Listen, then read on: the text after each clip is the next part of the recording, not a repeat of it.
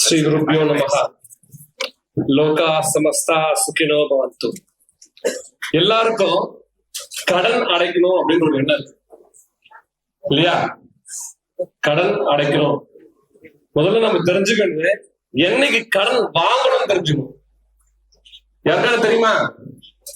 கடன் என்னைக்கு வாங்கினால் கடன்காரன் நம்ம இருக்கவே மாட்டோம் வாழ்க்கையில அப்படின்ற ஒரு 3 நட்சத்திரம் இருக்கு.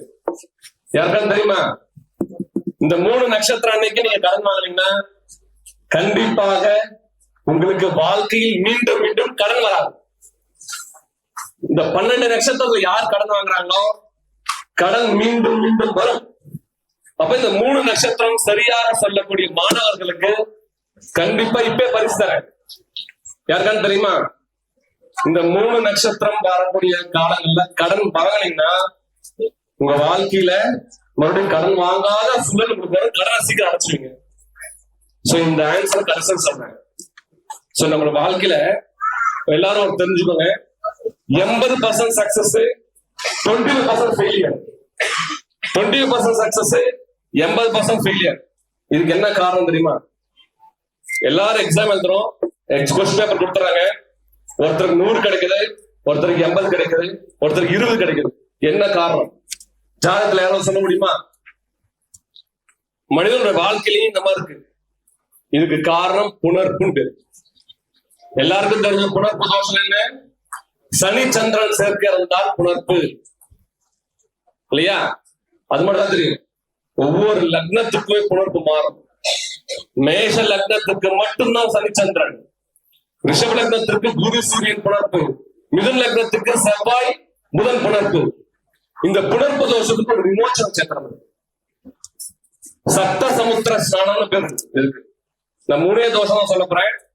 இந்த 3 தோஷத்தை தெளிவா தெரிஞ்சுக்கோங்க. சப்த சமுத்திர ஸ்நானம்.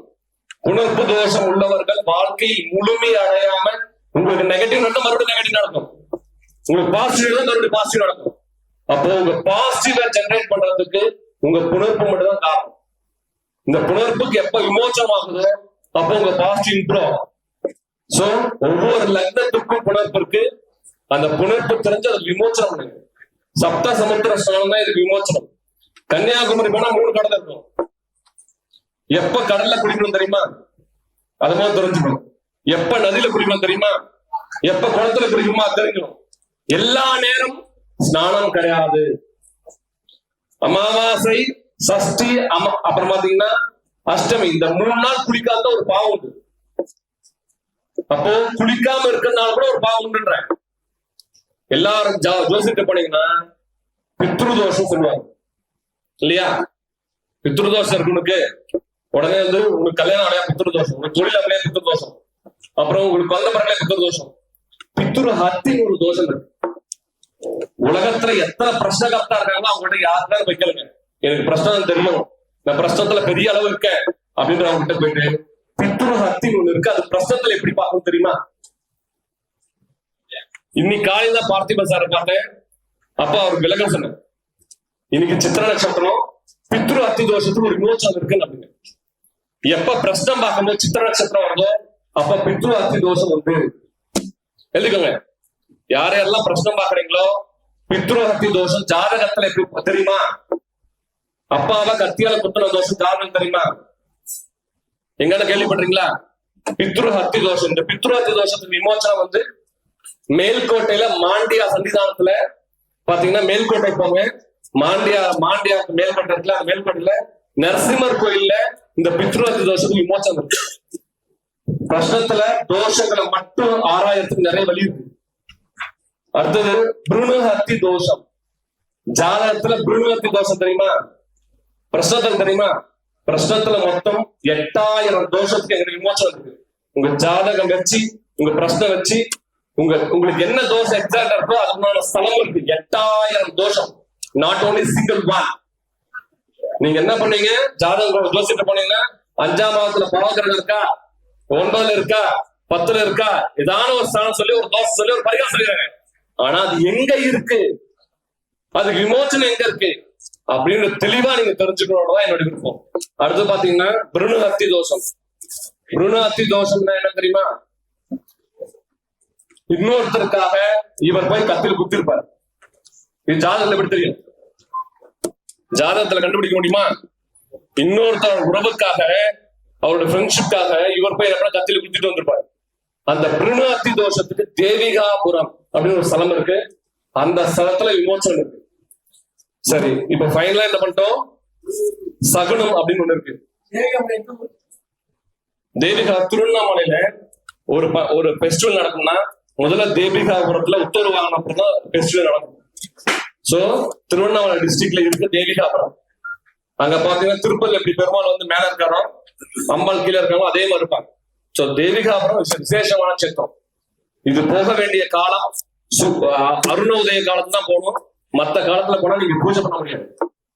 ஒரே ஒரு காலம் தான் பூஜை. சரிங்களா? அடுத்தது சகுனங்கள் அப்படின்னு ஒண்ணு இருக்கு. திருமணம் பார்க்கும்போது ஒரு சகுனம் இருக்கு.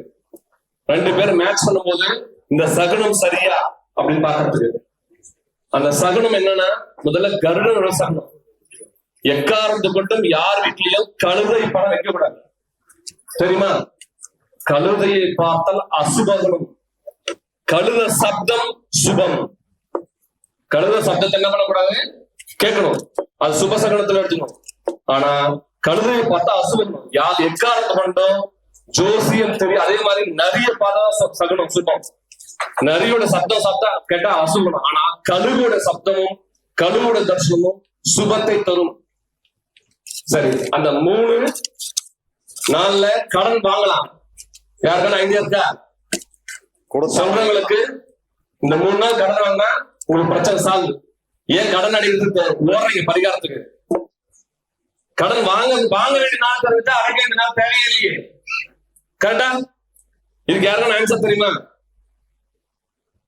உங்களுக்கு டைம் கூட சொல்லுங்க. யாருக்கான ஆன்சர் தெரியுமா?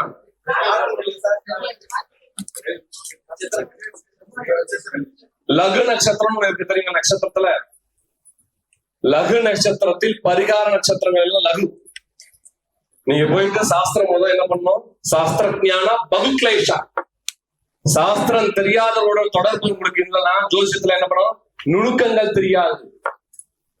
ஒவ்வொரு குழப்பமும் ஒவ்வொரு சனமும் வரும். சனம் என்பது சந்திரன், ருது என்பது புதன். இன்னைக்கு எல்லாரும் பெண்ணுக்கு ருது சாந்தி பண்றாங்க. என்னன்னா புண்ணியவாச்சனம் பண்ணிட்டு ருது சாந்தி பண்றாங்க. ருது சாந்தி புதனை வச்சு பாக்கிறதுக்கு அது ஒரு கால்குலேஷன் இருக்காரு. நிறைய பேர் திரிசூன்யத்தை பத்தி என்ன பண்றாங்க? இப்ப இது பிரதமையில பிறந்தா திரிசூன்யம் மகரமும் துலாமும் சொல்றாங்க. அது திரிசூன்யமா? திதி என்பது சுக்கிரன். கால வரையில் லிஸ்ட் இருக்கு நம்மகிட்ட. ஒவ்வொரு மாதத்திலும் வளர்பிறையில் பிறந்தவங்களுக்கும் தேய்பிறையில் பிறந்தவங்களுக்கும் தனித்தனி திரிசூன்யம் இருக்கு. அப்போ இது எல்லாம் உங்களுக்கு தெரியும்னா கொஞ்சம் கொஞ்சம் சுக்கிரன் உங்களுக்கு பலப்படப்படதான் தெரியும். அப்போ இந்த 3 நட்சத்திரம் அன்னைக்கு நீங்க கடன் வாங்கினீங்கன்னா உங்களுக்கு வாழ்க்கையில் என்ன கடன் இருக்காது? பூத யஜ்ஞம், மனுஷ யஜ்ஞம், பித்ரு யஜ்ஞம், தெய்வ யஜ்ஞம், தேவதா யஜ்ஞம். இந்த 5 யஜ்ஞத்துக்கு விமோச்சனம் இந்த 3 நட்சத்திரம் தான்.